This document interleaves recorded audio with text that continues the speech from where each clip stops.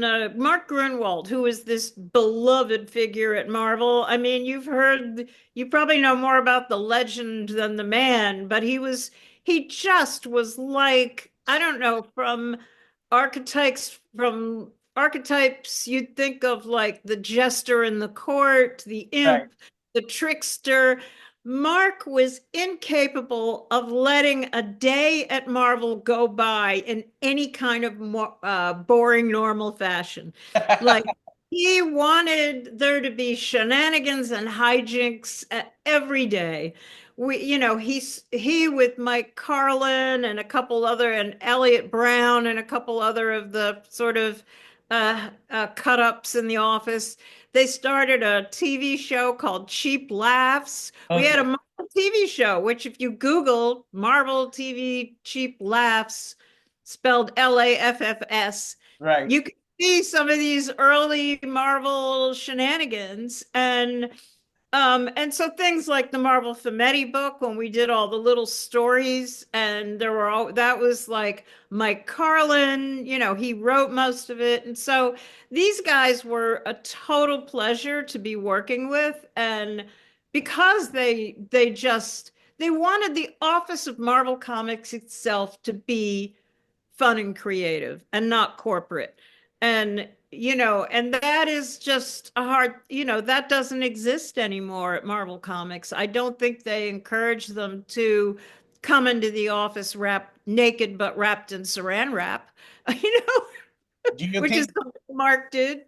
do you think But that was the reason Jim was let go from Marvel? Because Jim Shooter, to his credit, had a very sound editorial policy, had a very sound content strategy. He made sure that I'm the titles did not get delayed. So, I mean, it yeah, puzzles me to this day, why was he let go by Marvel despite performing? I mean, in my opinion, a lot of people might disagree with me, but if we have a ranking for the greatest editor in chiefs in Marvel's history, I would put Stan Lee number one, and second after him, with no disrespect to Roy Thomas, I would put Jim Shooter. I mean, I think that you have to look at the whole content. Jim loved the shenanigans in the office. No, Jim was always happy that there were lots of, no, that's not Jim at all. No, no, Jim, I mean, what I mean is, like, why did Marvel as a group decide to let go of Jim? Because you're right, I think Jim that, was always part and parcel of the shenanigans. I remember how he let Marvel staff make fun of his height all the time. yes. So to answer that question, people have their time as a general, as somebody. I went on to be the editor in chief of magazines myself. And you have to know when your time is ended. And it's often like a confluence of a lot of things. It's just you need to step aside for other kinds of leadership, Right, So I think that it I think that you have to know when to let go. right. And Jim was a great editor in chief. He helped everybody. He was obsessed with story.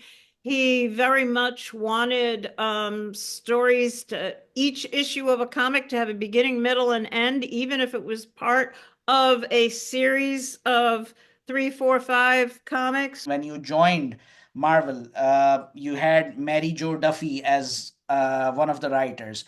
You, being a young aspiring talent, you also ended up from being a secretary to becoming a writer. And at the same time, Louise Simonson, I'm so glad, I'm really grateful to you that you mentioned Louise in this one, because her work for X books, particularly for X Factor, remains one of the best ever I have ever read.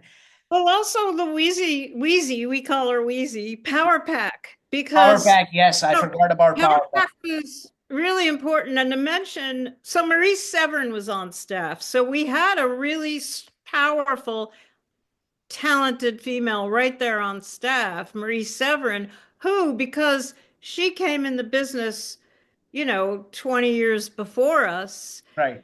She really should have been elevated in the company, but she wasn't because the sexism was even stronger for the generation before mine.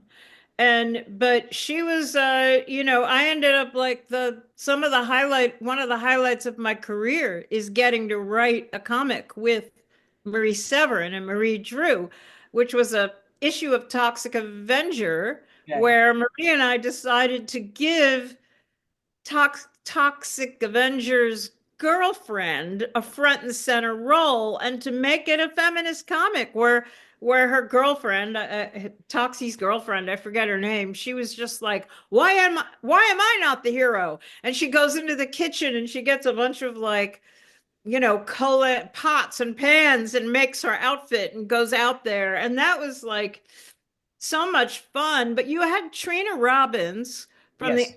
from independent comics. You had lots of female independent comic artists, Eileen Crumb, and I mean, I'm blanking probably on a lot of the great ones, but and we had artists too. We had Mary Wilshire. She did Firestar. We had June Brigman, who did Power Pack.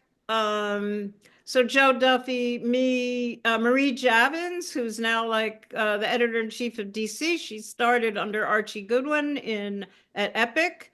And she was my editor for a Typhoid Mary series with John Van Fleet, where she let us go insane, you know. Okay. Then, God bless, God bless Marie Severin Javins for letting me do that. Walt Simonson calls the 80s the second golden age of comics.